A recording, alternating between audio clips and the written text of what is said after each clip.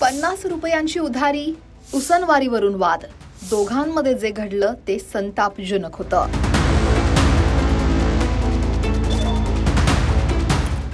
फक्त 50 रुपयांसाठी एकाची हत्या करण्यात आल्याचं समोर येतंय. वर्धा जिल्ह्यात घडलेल्या या घटनेनं संपूर्ण जिल्ह्यात खळबळ माजली आहे. या प्रकरणी हिंगणघाट जिल्हा आणि सत्र न्यायालयानं महत्त्वपूर्ण आणि कडक निकाल दिल्याचं सुद्धा समोर येतंय. नेमकं प्रकरण काय जाणून घेऊयात. मृत सतीश वरुडकर यानं आरोपी सचिन उर्फ गोलू पेंदाम यांच्या पत्नीकडून 50 रुपये उसने घेतले होते. हे 50 रुपये परत करण्यावरून आरोपी आणि मृत व्यक्तीमध्ये वाद झाला. सुरुवातीला हा किरकोळ वाद होता, पण हा वाद थोड्याच वेळात विकोपाला गेला. शिवीगाळ झाली, हाणामारी झाली आणि त्याच वेळी आरोपी संतापला. आरोपीनं जवळच असलेला लाकडी राफ्टर उचलला आणि मृतकाच्या डोक्यावर जोरदार प्रहार केला. हा वार इतका जोरात होता की त्यात त्या व्यक्तीचा सतीश वरुडकर यांचा मृत्यू झाला. मी शासकीय अभियोक्ता दीपक वैद्य, जिल्हा व सत्र न्यायालय हिंगणघाट मध्ये हे प्रकरण माझ्याकडून चालवण्यात आलं होतं. याच्यामध्ये आरोपी सचिन गोलू पेंदाम यांनी मृतक याला 50 रुपये त्याच्या पत्नीकडून उधार घेतल्याच्या कारणावरून वाद केला होता आणि हा गुन्हा घडण्याच्या आधी त्याला 2-3 थापडा बाजारामध्ये मारून त्याला मागणी केली होती. याच कारणावरून त्याच रात्री 8 वाजता त्याच्या घरी जाऊन त्याला घराच्या बाहेर काढून बांधकाम चालू असलेल्या ठिकाणावरून लाकडी रॅफ्टर हे काढून त्याला जीवे मारण्याच्या उद्देशाने मारहाण केली. त्याच्यामध्ये मृतकाला त्याच्या डोक्यावर गंभीर दुखापत होऊन तो दवाखान्यामध्ये भरती असताना उपचारादरम्यान मरण पावला. तर हा जो आरोप जो आहे सिद्ध करण्याकरता सरकारी वकील या नात्याने मी 16 एकूण साक्षीदार तपासले.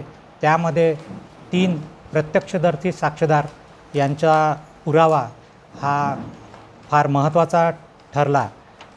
या साक्षीदारांच्या आधारावर आरोपी याला कोर्ट विद्यमान अतिरिक्त सत्र न्यायाधीश काळेसाहेबांच्या कोर्टामध्ये सदर प्रकरण न्यायप्रविष्ट असताना सगळे साक्षीदारांना तपासल्यानंतर युक्तिवाद करण्यात आला आणि माननीय न्यायाधीश साहेबांनी सगळे पुरावे गृहीत धरल्यानंतर आणि आरोपीचंही म्हणणं युक्तिवाद ऐकल्यानंतर आरोपीला आजन्म कारावासाची शिक्षा ठोठावली आहे आणि तसंच त्याला 5,000 रुपये दंड हा ठरवला आहे.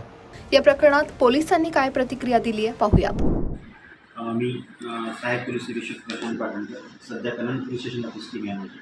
2022मध्ये मी पोलीस स्टेशन हिंगणघाट येथे सहाय्यक पोलीस निरीक्षक पदावर कार्यरत असताना 30 सप्टेंबर 2022 रोजी एक खुनाची घटना बिडकरवाड हिंगणघाट परिसरात घडलेली होती. त्यामध्ये आरोपी सचिन गोलू पेंदाम यांनी एक इसम नामे सतीश वरुडकर याला 50 रुपये उधारीचे का घेतले त्या कारणावरून डोक्यावर लाकडी राफ्टरने मारून त्याचा खून केलेला होता. सदर गुन्हा पोलीस स्टेशनला दाखल झाल्याच्या नंतर सदर गुन्ह्याचा प्राथमिक तपास हा PSI सोमनाथ ठाकरे यांनी केला. त्यानंतर सदरचा गुन्हा माझ्याकडे तपासावा लागला. आम्ही सदर गुन्ह्यामध्ये प्रत्यक्षदर्शी साक्षीदार यांचे बयान वगैरे नोंदवले. त्यानंतर आम्ही मृतकाचा VM रिपोर्ट प्राप्त केला, CHS रिपोर्ट्स प्राप्त केले, DNA सॅम्पल्स वगैरे प्राप्त केले. हे सर्व बाबी आम्ही गोळा करून मान्य न्यायालयात तपास करून दोषारोपपत्र दाखल केले. सदर प्रकरणात माननीय सेशन कोर्ट हिंगणघाट यांनी संपरीक्षा करून सदर गुन्ह्यामध्ये आरोपीला आजन्म कारावासाची शिक्षा ठोठावलेली आहे. यामध्ये मृतकाला न्याय देण्याचा एक तपास करतो. या गंभीर घटनेनंतर पोलिसांनी तात्काळ तपास सुरू केला. सखोल चौकशी अंती आरोपी सचिन पेंदाम याच्या विरुद्ध दोषारोपपत्र दाखल केलं आणि हिंगणघाट जिल्हा आणि सत्र न्यायालयात खटला सुरू झाला. सरकारी पक्षातर्फे ॲडव्होकेट दीपक वैद्य यांनी अत्यंत भक्कम युक्तिवाद केला. तपास अधिकारी म्हणून पोलीस उपनिरीक्षक सोमनाथ टापरे आणि सहाय्यक पोलीस निरीक्षक प्रशांत पाटणकर यांनी या प्रकरणात महत्त्वाची भूमिका बजावली. तसंच पैरवी अधिकारी रंजना झिळपे यांच्या अथक परिश्रमामुळे न्यायालयीन प्रक्रिया प्रभावी ठरली. न्यायाधीश DY काळे यांनी या प्रकरणाची गंभीरता लक्षात घेऊन एकूण 16 साक्षीदारांच्या साक्षी आणि सादर केलेल्या पुराव्यांच्या आधारे आरोपी सचिन उर्फ गोलू पेंदामला दोषी ठरवलं. हिंगणघाट जिल्हा आणि सत्र न्यायालयानं त्याला आजन्म कारावासाची कठोर शिक्षा सुनावली आणि 5,000 रुपयांचा दंडही ठोठावला. या निकालामुळे परिसरात एकच खळबळ उडाली आहे. कायदा सर्वांसाठी समान आहे आणि छोट्या कारणातूनही होणारे गुन्हे हे अक्षम्य आहेत असाच संदेश समाजात गेला.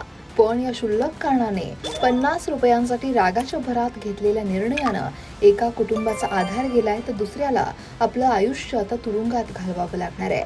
या संपूर्ण प्रकरणाविषयी तुमचं मत काय? कमेंट नक्की करा आणि लोकमत सबस्क्राईब करायला विसरू नका.